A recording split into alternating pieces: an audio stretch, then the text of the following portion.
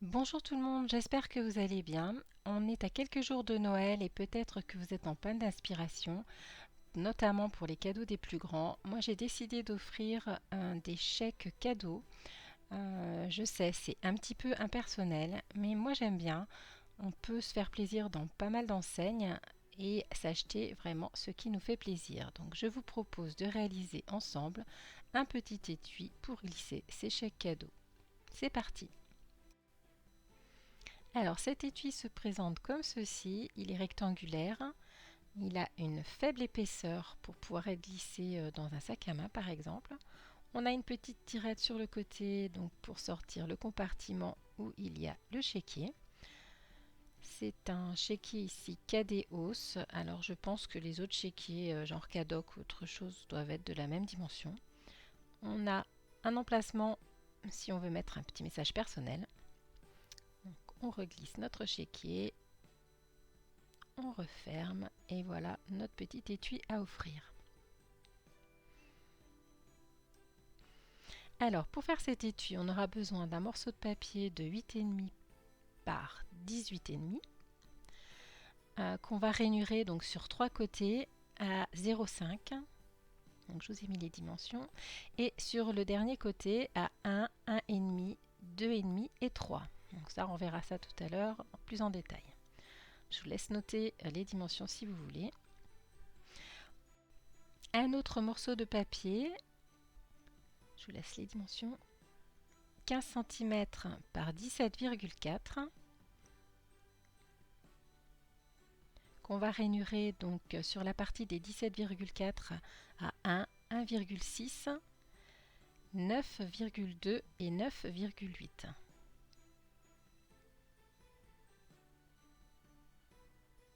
Alors on va prendre tout de suite ce papier là. Donc je vous remets en gros plan les dimensions si vous voulez faire un arrêt sur image. Donc sur le côté qui fait 17,4, on va faire un marquage à 1 cm.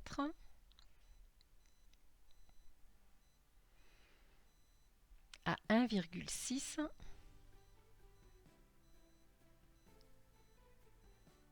On tourne le papier. À 9,2. Et à 9,8. Alors, les mesures sont très précises, c'est pour qu'il y ait suffisamment de jeu pour que ça coulisse bien. Voilà ce qu'on doit obtenir.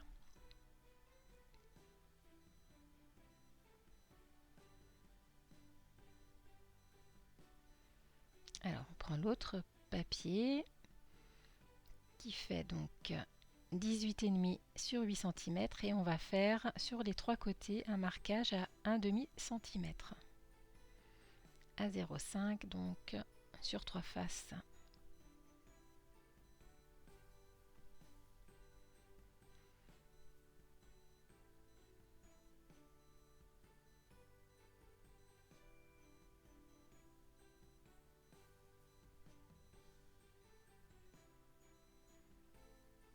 Voilà. Et sur le dernier côté qui n'est pas marqué, on va faire à 1 cm, 1,5, 2,5 et 3. Donc 1 cm, 1,5, 2,5 et 3.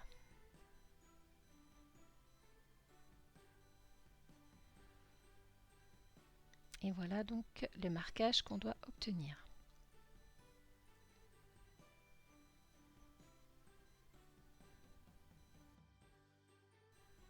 J'ai sorti ma Big Shot et j'ai pris donc le papier qui fait 15 par 17,4 et je vais venir l'embosser à froid avec ce classeur d'embossage de chez Stampin' Up qui sont des petits flocons de neige. Alors je vais embosser donc le papier en deux fois. Je place mon papier vers une pliure. Alors moi j'ai mis une feuille de papier pliée en quatre parce que mes plaques commencent à être usées. J'ai l'impression qu'elles sont un peu aplaties et ça n'embosse pas correctement, je trouve. Donc j'ai rajouté une petite épaisseur.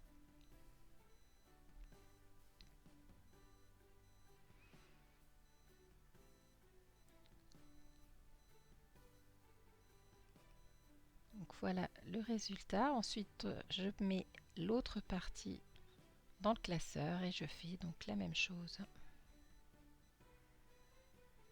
Voilà donc ce qu'on doit obtenir. Ensuite, avec du papier argenté, je vais découper donc plusieurs petites choses. Alors, premièrement, avec des dies de chez Stampin' Up, donc un ovale festonné, c'est le plus grand des ovales festonnés. Donc je découpe déjà ça.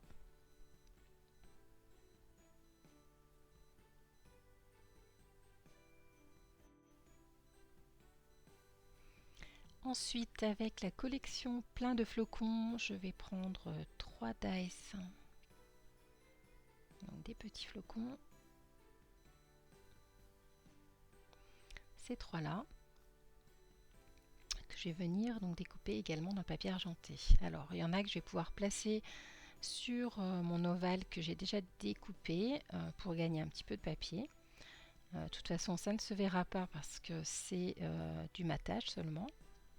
Je prends un autre petit bout de papier pour placer le dernier flocon. Et comme je vous l'ai dit tout à l'heure, mes plaques se sont bien amincies avec le temps. Et donc pour avoir une découpe un peu plus précise, et que là on a des découpes très précises d'ailleurs, pour que ça se découpe mieux, je mets du papier d'aluminium dessous, plié en plusieurs fois. Et vous verrez que ça se découpe très bien. C'est une petite astuce, notamment si vous avez, comme moi, des plaques amincies ou alors des dies qui ne découpent pas très bien. Ça n'abîme pas du tout les dies, au contraire, ça les aiguise un petit peu même. Donc je passe plusieurs fois en aller-retour.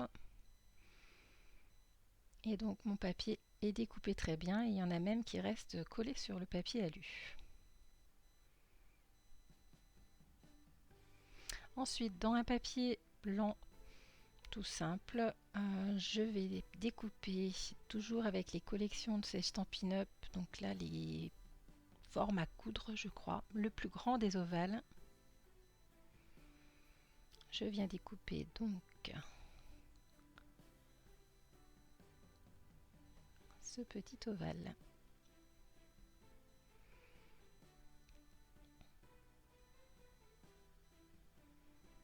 Avec cette forme surpiquée tout autour. Je reprends donc mes papiers qu'on a marqués tout à l'heure, rainurés pardon, et on va venir donc les marquer. Alors le plus grand de 15 par 17,4, donc je le plie délicatement. Une fois qu'il est embossé, il est beaucoup plus souple, il est moins facile à plier.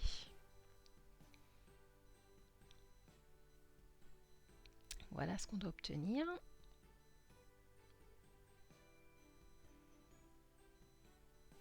Donc je le mets de côté.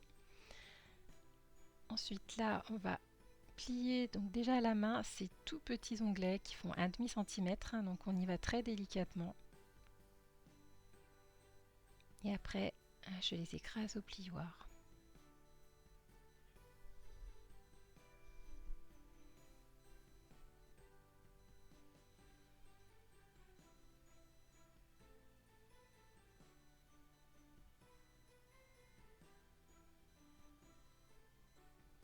Donc sur les côtés, c'est pareil. Voilà, on commence avec les doigts tout doucement à plier, à ramener tout doucement, et ensuite on finit avec le plioir.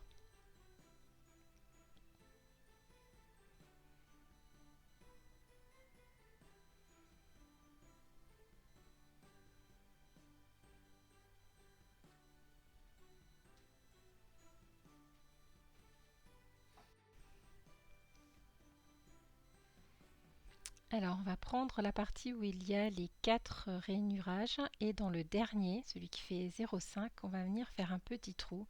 Alors avec un poinçon simplement, ça suffit. Donc je repère le centre en m'aidant de mon tapis de découpe.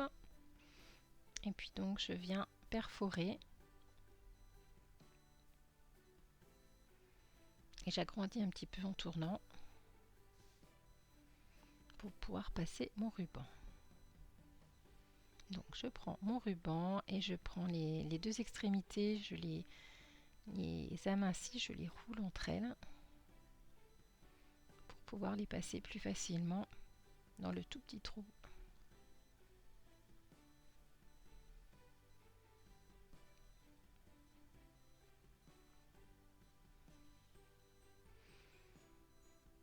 Ensuite, je vais venir mettre un crayon dans la boucle de derrière pour pouvoir faire mon nœud, histoire que le ruban ne se sauve pas.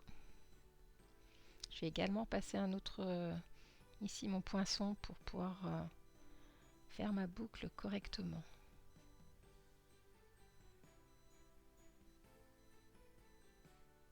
On serre bien. Je viens arrêter les petits fils avec le briquet en brûlant les extrémités.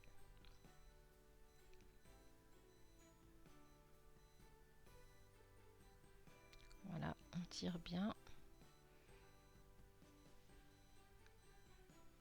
On essaye d'aplatir au maximum ce petit nœud qui va être caché dans le pliage.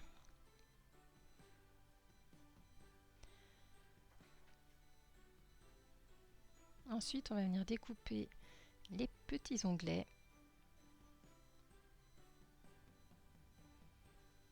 Donc c'est des onglets qui font 1/2 cm, donc qui sont vraiment très petits et très fragiles, donc attention. On découpe bien au niveau du marquage. S'il reste un petit bout, on le redécoupe pour pas qu'on ait trop de surépaisseur. Voilà, on va ensuite recoller, enfin les replier. Voilà ce que ça doit donner. Donc c'est vraiment tout petit à coller.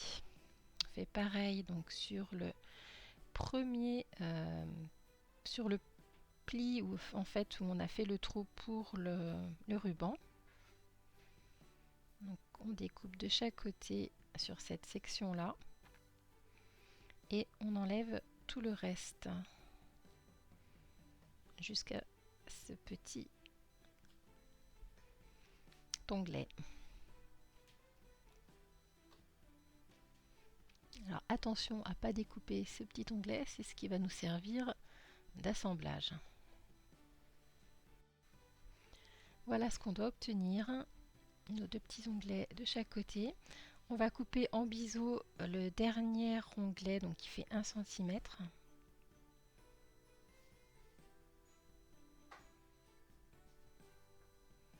Comme ceci.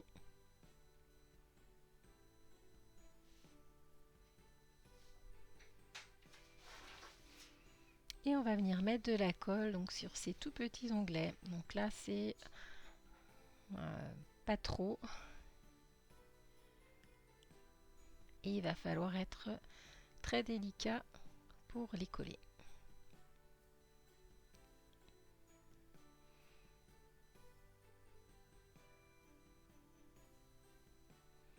Donc on prend notre temps. Là je vais m'aider de pinces pour pouvoir les maintenir.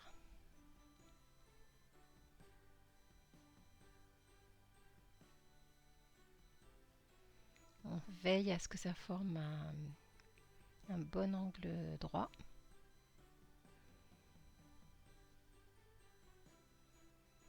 Et on fait ça sur les 4 extrémités. Les 4 petits onglets, pardon.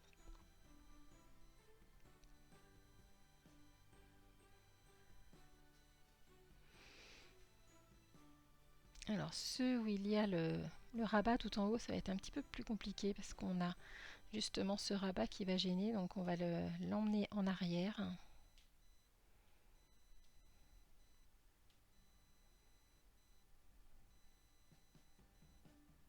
Donc là je vais déjà mettre de la colle sur les deux petits onglets.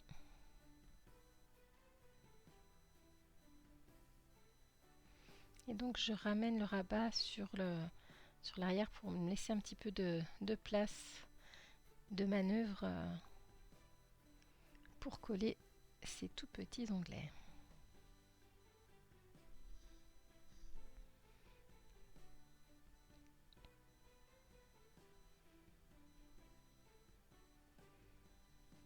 On maintient bien le tout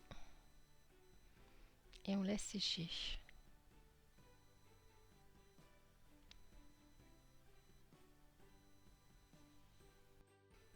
Voilà, tout est sec. Donc on va venir coller le dernier rabat en mettant de la colle uniquement sur cette partie, la dernière partie donc qu'on a biseauté précédemment, la partie qui fait 1 cm.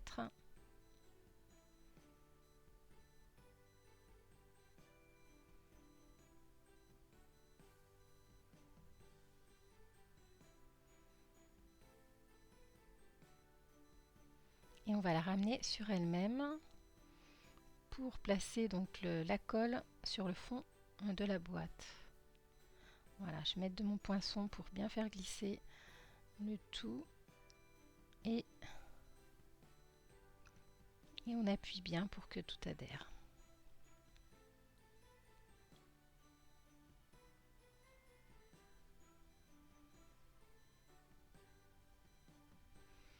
Voilà, notre petit compartiment est maintenant terminé.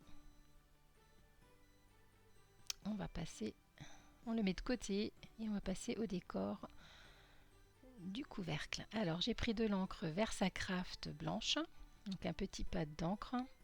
Je vais venir le frotter donc sur toute la surface du papier du couvercle, mais très délicatement en n'appuyant pas du tout, juste en effleurant les reliefs des flocons pour faire cet effet un petit peu, cet effet blanchi, mais que sur les flocons. Donc on passe ça sur tout le reste du papier gentiment et très délicatement.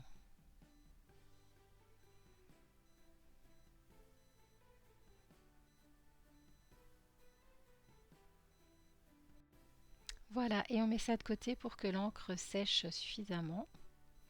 Pendant ce temps, je vais tamponner différents éléments donc sur mon ovale et sur un petit morceau de papier donc qui fait 7,3 par 13,7 qui vient se glisser au fond de la boîte pour pouvoir mettre notre petit message. Donc je vais le décorer tout autour. Donc on va déjà faire la petite étiquette. Alors j'ai pris le set de tampons tout en flocons et j'ai pris ces petits flocons là que je tamponne avec de l'encre encore Ultimate métallique et là c'est la couleur Silver.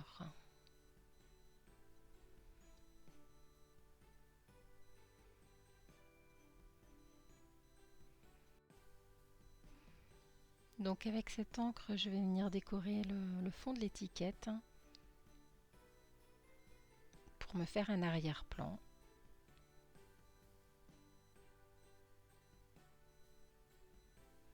Avec les flocons, donc je les tamponne à différents endroits et de manière aléatoire.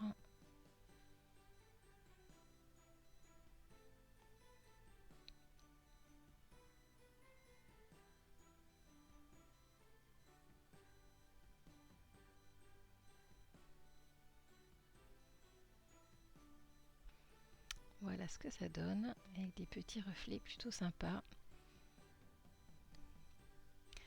Alors je vais faire pareil sur tout le pourtour de cette petite étiquette.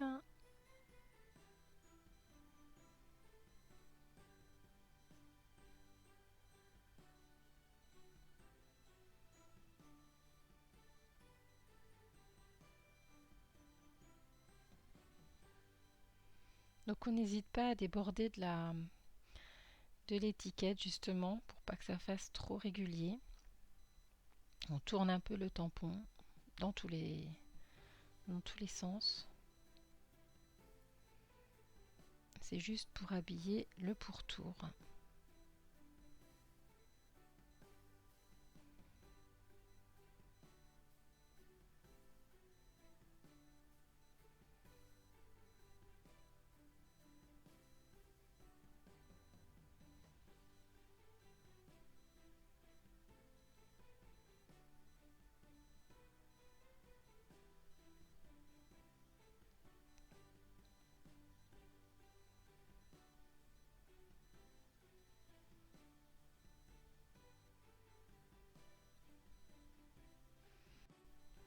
Voilà ce qu'on obtient. Donc on met ça de côté pour que ça sèche. Je reprends l'étiquette donc ovale et j'ai pris le set donc un Noël traditionnel avec le tampon que cette période des fêtes vous enveloppe d'amour et de joie et joyeux Noël.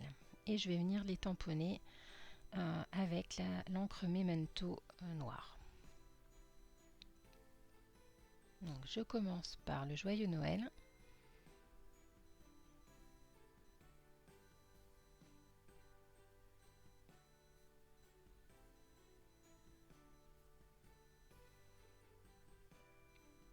Que je vais tamponner donc plus sur le haut de l'étiquette pour pouvoir avoir la place de mettre l'autre message juste en dessous.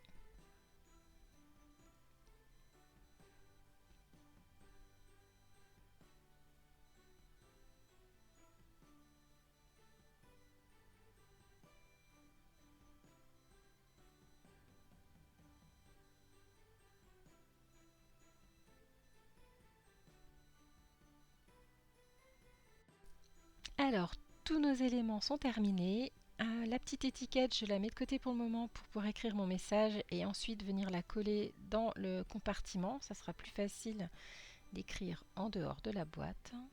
Donc je mets ça de côté pour le moment. Ensuite, je vais venir coller mon étiquette ovale sur mon matage festonné. Donc je vais mettre de la colle sur le matage festonné, alors pas trop près du bord.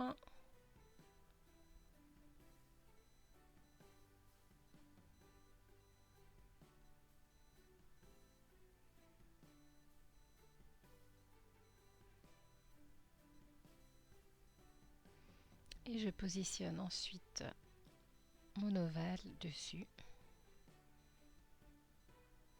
en centrant. Donc vous voyez les découpes que j'ai faites sur le matage ne se voient pas du tout une fois notre petite étiquette collée.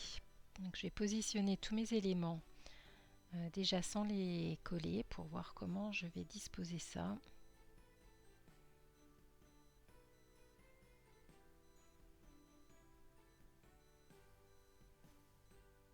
Ça me paraît pas mal, donc je vais coller ça tout simplement avec de la colle.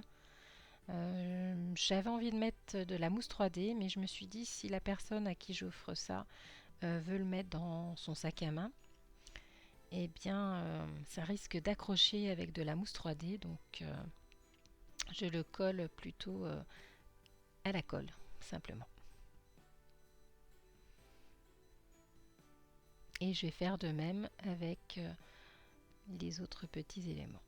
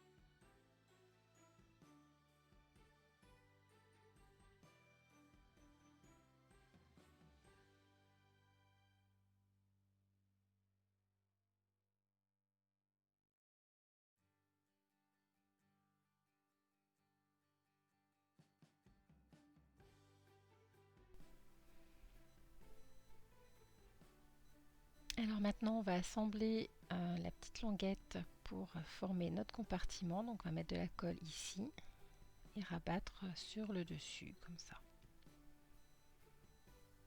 Donc de la colle juste sur la petite languette 1 cm qu'on a sur le côté.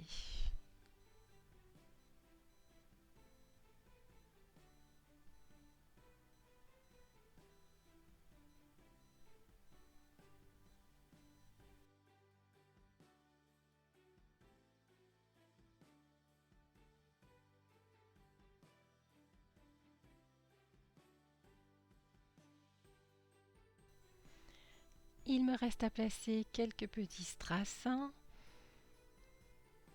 Donc là, c'est des strass autocollants. Je vais en placer 3 sur le centre des flocons. Un gros, un moyen et un tout petit.